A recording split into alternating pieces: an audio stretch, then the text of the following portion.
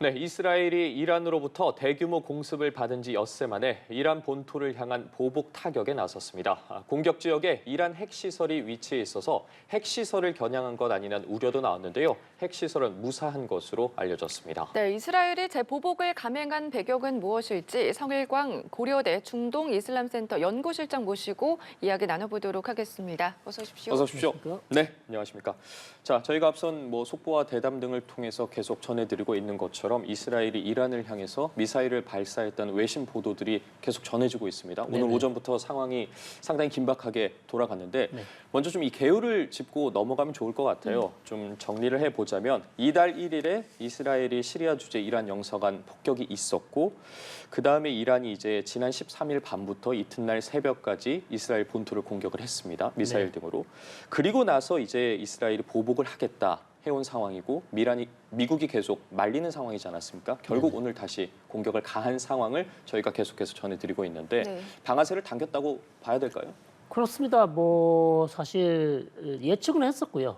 왜냐하면 바이든 대통령이 나타냐후 총리와 통화를 했을 때 나타냐후 총리는 일단 이미 공격할 채비를 하고 있었는데요. 사실 나타냐후 총리는 바이든 대통령 때문에 일단 한번 미뤘고요. 네. 예.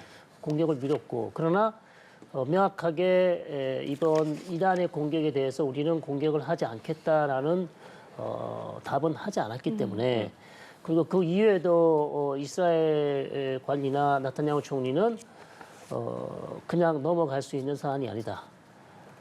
그러나 우리 전면전을 원하지 않지만 반드시 수위를 조절을 하겠지만 대응하는 공격을 할 것이라고 했기 때문에 남아있는 문제는 언제쯤 공격을 할 것인가 그리고 그 수위는 어떻게 될 것인가가 가장 이제 궁금한 점이었는데요. 네. 그래서 오늘 새벽에 오늘 우리 한국 시간은 오전에 결국 이스라엘이 지금 공격을 한 상태고요. 현재로서는 그렇게 대규모 공격으로는 보이지 않습니다. 이란 내부에서도 큰 피해 사항은 없다. 예. 그다음에 이란이 상당히 지금 이 이스라엘 공격에 대해서 엄청난 전시 사항으로 돌입한다거나 갑자기 비상 안보 위원회를 설치해서 회의를 한다거나 아직 그런 얘기는 아직 안 들리고 있다고 합니다. 그래서 네. 대체적으로 전체적으로는 이란 쪽에서도 이스라엘 공격을 좀 평가절하하면서 그다지 큰 문제는 아니다. 공격을 받았지만 큰 피해는 없을 뿐더러 우리가 다시 한번 이스라엘과 했던 전면전을 하겠다라는 그런 아직 신호도 보내지 않고 있고요. 일단 1차 공격은 사실상 끝난 것으로 보이고 큰 피해는 없어 보인다. 물론 계속 추가적인 보도가 나오겠죠. 네, 지금 상황이 예측된 상황이다라고 말씀을 해주시면서 대규모 공격은 아니다 이런 언급을 좀 해주셨습니다. 이란에서 지금 공격 세 번째로 큰 도시 이스파한을 공격을 한 건데 그렇다면 왜 오늘 이 지역을 공격을 하게 된 겁니까? 자, 오늘 또 공교롭게도 이란의 최고 지도자 알리 하메네이의 생일이라고 합니다. 예, 그렇더라고요. 생일인 게 이스라엘 측에서 알고 그랬는지 모르고 그랬는지 물론 이스라엘 측은 다 알고 있을 거예요.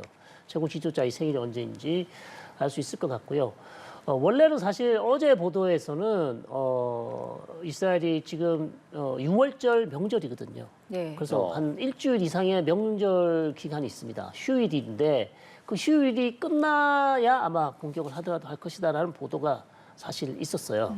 그래서 전체적인 분위기는 아마도 이스라엘이 공격할 시점은 적어도 명절 기간에는 하지 않을 것 같다라는 이제 그런 분석이 있었습니다만 이스라엘은 그 분석을 완전히 뒤집고 지금 전격적으로 새벽에 이란을 공격했고 테헤란이 아니고 테헤란은 인구가 너무 많습니다. 네. 그래서 피해가 더 클 것이고요. 도심이 많고 그다음에 공군기지가 물론 이스파한에만 공군기지가 있지는 않겠죠. 다른 지역도 있겠습니다만 이스파한이라는 세 번째 큰 도시에 있는 공군기지를 타격을 했고 아마도 거기에 추정입니다만 드론이라든지 아니면 이란이 아끼는 어떤 전략 자원들이 있었을 가능성이 있고요. 그런 측면에서 아마 이스파한을 공격했을 것으로 그렇게 추정해 봅니다. 예. 어쨌든 이스라엘 입장에서도 어느 정도는 여러 가지 고려를 한 상태로 공격을 했다라는 말씀을 해주셨는데 저희가 계속해서 속보 내용이 들어오고 있는데 최근에 들어온 속보 내용으로 좀 이야기를 나눠보자면 미국 같은 경우에 바이든 대통령이 이스라엘을 방어하지만 이란 공격에는 불참하겠다고 또 밝혔다고 하고 또 공격 전에 미국에 통보를 했다고 하더라고요. 그러면서 이제 미국은 개입을 하지 않겠다고 했는데 사실 미국이 계속 만류해 오지 않았습니까? 미국의 중재가 좀 실패했다고 봐야 하는 겁니까? 그렇다고 볼 수밖에 없죠. 사실은 바이든 대통령이 나타냐후 총리에게 이미 전화 통화해서 이란의 350기 이상의 다양한 무기들을 이용해서 이스라엘을 공격했지만 사실 이스라엘 피해가 거의 경미한 수준에서 굳이 이스라엘이 다시 여기에 보복 공격을 함으로써 전쟁을 더 이어갈 필요가 있는가? 그래서 사실상 나타냐후 총리 당신이 이겼다. 이스라엘이 이긴 거나 마찬가지니 공격을 하지 않았으면 좋겠다. 이렇게 공고를 했지만 나타냐후 총리로서는 그것을 받아들이기 어려웠고요. 그래서 결국 공격을 현실화했기 때문에 사실상 미국이 지금 이란과 이스라엘 간의 어떤 이 갈등 양상을 중재를 해야 됨에도 불구하고 그렇게 중재력을 발휘하지 못하고 있고요. 그렇기 때문에 지금 추후 사항이 어떻게 전개될지 상당히 우려되는 것이죠. 네. 예, 그 중재와 관련해서 사실 국제사회에서 좀 여러 가지 조치를 취하지 않겠냐 이런 이야기들이 나오고 있었는데 오늘 사실 미국과 영국이 이란의 뭐 드론, 철강 기업 등을 대상으로 제재를 발표를 했거든요. 그럼 이 정도 수준으로는 달래지를 못했다고 봐야 되는 겁니까? 그렇습니다. 사실 제재라는 게 이미 여러 특히 혁명 수비대 관련해서는 미국이 다양한 제재를 하고 있고요. 충분히 제재를 하고 있는 상황에서 추가적인 이제 제재를 한 것인데요. 이것은 한편으로는 이스라엘을 달래기 위한 것이라고도 할 수 있겠지만 사실 미국과 유럽에 있는 국가들도 이란에 대해서 제재를 할 수밖에 없는 게 이스라엘을 350기 이상으로 그다음에 탄도미사일이라든지 여러 가지 다양한 순항 미사일 그다음에 드론을 이용해서 공격을 했기 때문에 여기에 대한 적절한 대응 조치를 할 수밖에 없다. 그리고 이스라엘이 항상 얘기했던 게 이란의 어떤 탄도미사일 개발 수준이 너무 빠르기 때문에 국제사회가 여기에 좀 제재를 가해야 된다고 항상 요구를 해왔습니다. 예. 그렇기 때문에 이제 국제사회는 핵 문제가 있는 상황에서 핵 문제도 풀지 못하는데 탄도미사일까지 이란에게 어떤 제한을 가하면 핵 문제 해결이 이제 물 건너가는 건 할 수가 없는 것이죠. 그렇기 때문에 사실상 포기를 하고 있었거든요. 근데 이번에 이제 전격적으로 이란이 사실상 120기 이상의 탄도미사일이 공격을 했기 때문에 거기에 대한 아마 대응 차원에서 제재가 들어간 것 같습니다. 네. 미국의 중재가 어느 정도 상황에서는 실패했다라고 앞서서 언급을 해주셨는데 특히 최근에 미국이 라파에서 하마스 잔당 제거를 위한 지상전을 벌이겠다는 이스라엘의 계획에 동의를 했지 않습니까? 그게 그 조건이 바로 재보복의 포기다라는 얘기도 많이 나왔었는데 네. 어쨌든 지금 상황에서 봤을 때는 양쪽 다 공격을 한 거잖아요. 네. 그러다면 앞으로 미국과 이스라엘 관계는 어떻게 좀 흘러갈까요? 그렇습니다. 저는 그 보도를 사실 믿지 않았어요. 포기가 아니고 네. 오히려 이란에 대한 보복 수위를 낮추겠다. 그 정도 선에서 합의를 했지 이스라엘 측이 이란을 아예 보복 공격을 하지 않겠다고 한 적은 제가 듣기로는 없습니다. 그래서 미국과 이스라엘 간의 어떤 합의 내용을 다시 한번 반복한다면 이스라엘이 이란에 대한 보복 공격을 좀 자제하는 차원에서 그러니까 수위를 아주 낮추는 차원에서 공격을 하면 미국이 이스라엘의 라파 지역 공격을 허가해 주겠다. 그것이 사실 이스라엘 노리는 외교 수리였습니다. 사실 우리가 이란에 대한 공격을 자제하는 대신 미국으로부터 얻어낼 수 있는 게 무엇인가? 그것은 역시 지금까지 라파 공격을 미국 반대 때문에 못했는데 거기에 대한 어떤 이해를 얻어낼 것이다. 네. 그래서 실제 이번에 얻어낸 것으로 보이고 라파 지역에 대한 일부 작전이 지금 진행되고 있는 것 같습니다. 예. 그렇다면 이스라엘의 지금 반격 직전의 좀 상황들을 짚어볼 필요가 있는 것 같아요. 이 반격과 관련해서 이란 같은 경우에 이스라엘 본토를 어쨌든 사상 최초로 공격을 가하지 않았습니까? 그러면서 자축하면서 좀 군사 퍼레이드를 했단 말이에요. 이런 부분들이 이스라엘을 더 자극했다고 볼 수도 있을까요? 자극할 수도 있겠지만 사실 이스라엘 입장에서는 이란의 어떤 그 350기 이상의 공격을 잘 막아냈기 때문에 예. 이스라엘로서도 그렇게 어찌 보면 성공이라고 할 수 있거든요. 왜냐하면 이란이 그것을 드론과 다양한 무기들을 이용해서 공격했을 때는 단순히 보여주기 식으로 공격을 한 건 아니란 말씀이죠. 그러니까 이란 측에서도 상당히 지금 실망했을 가능성도 있어요. 우리가 대규모로 지금 공격을 했는데 사실상 이스라엘 피해가 거의 없었기 때문에 이스라엘로서는 당연히 이번 작전을 혼자 한 게 아니고 미국, 영국, 프랑스, 요르단까지 다 같이 요격막, 방공막을 만들어서 잘 막아냈기 때문에 이스라엘로서는 상당히 고무적인 일이었지만 왜 대응 공격을 하지 않을 수 없었냐?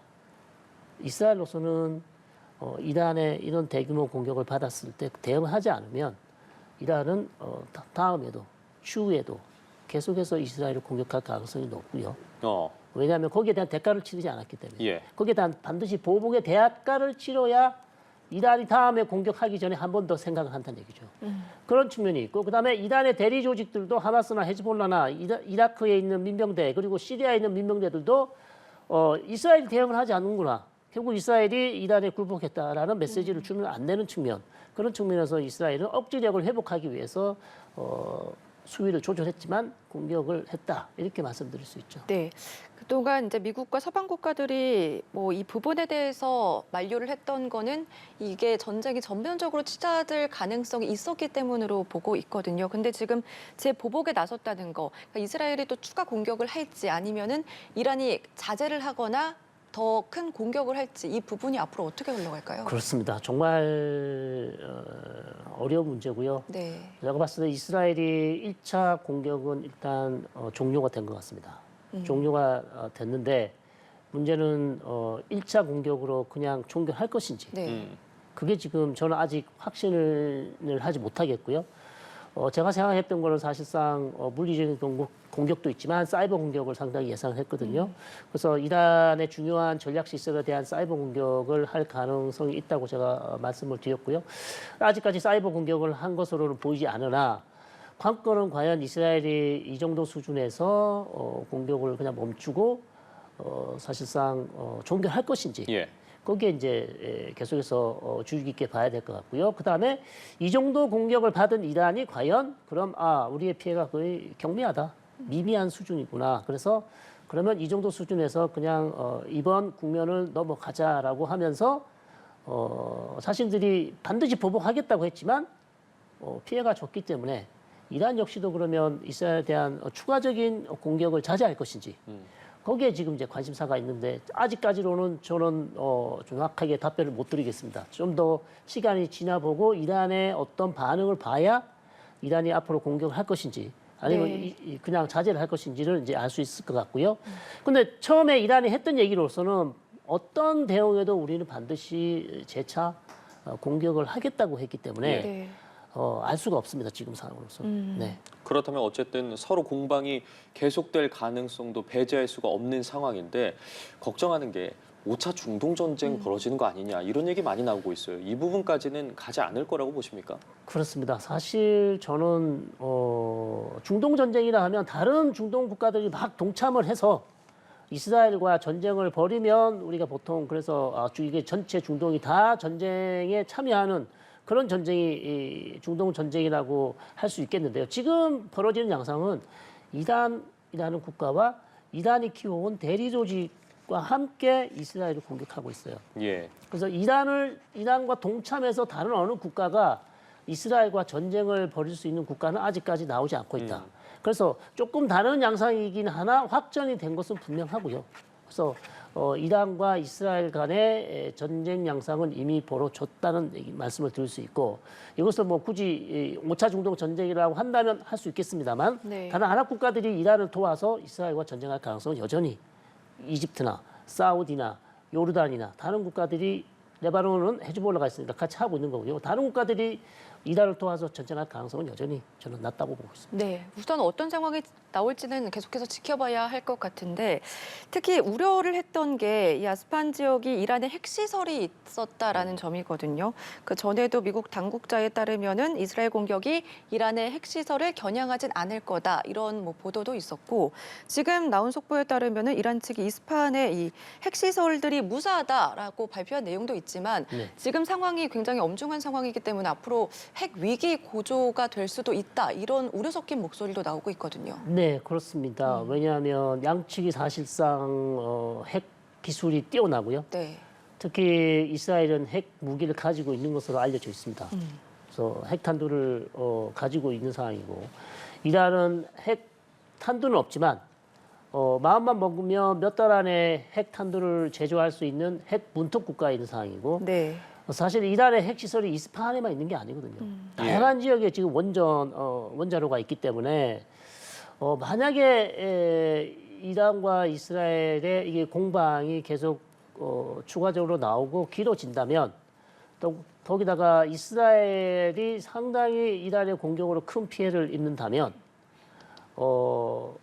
핵을 사용할 가능성도 그런 핵카드를 꺼낼 가능성은 여전히 조금 남아 있다. 그러나 그렇게 악화될 가능성은 높지는 않습니다만 사실 우리가 항상 최악의 경우를 예상을 해야 되기 때문에 대비를 해야 되기 때문에 저는 아직까지는 뭐 진정 국면에 조금 들어갈 수도 있다는데 높은 무게감이 있지만 추가적인 이스라엘 공격이 나올 수도 있고 거기에 대해서 이란이 또 대대적인 또 보복을 가할 수 있고 여러 가지 지금 양상이 급변할 가능성도 있어서 여전히 양측이 핵 기술이 많이 가지고 있기 때문에 네. 또 이란은 핵 무기를 가지고 있기 때문에 핵에 대한 우려는 여전히 남아 있다 이렇게 말씀드릴 수 있죠. 네. 그렇다면 이제 전문가들의 말에 따르면은 지금 이스라엘이 핵시설이 어디에 있는지 정확히 알고 있다라는 그런 보도도 있었거든요. 그렇다면 말씀해 주신 것처럼 뭐 이스라엘의 어떤 추가적인 공격에 따라서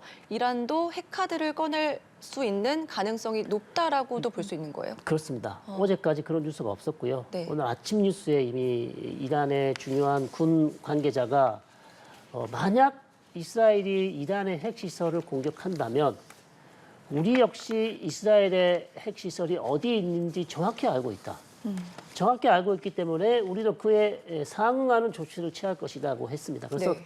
그 말씀은 당연히 이란이 이스라엘의 핵시설을 그대로 타격을 하겠다고 선언을 한 것이죠. 그래서 다른 건 몰라도 우리의 핵시설은 건드리지 마라. 만약에 우리의 핵시설을 건드리면 우리 역시 이스라엘의 핵시설을 반드시 타격하겠다고 했기 때문에 사실상 이 문제가 핵 우려가 더 나오는 것이죠. 예, 알겠습니다. 오늘 어쨌든 양국이 앞으로 어떤 반응을 보일지 또 어떤 일들이 발생할지에 대해선 저희가 자세한 소식 들어오는 대로 다시 좀 신속하게 정리해 드리도록 하겠습니다. 오늘 말씀 여기까지 듣겠습니다. 성일고한 고려대 중동 이슬람센터 연구실장과 이야기 나눠봤습니다. 말씀 고맙습니다. 맞습니다. 그렇습니다.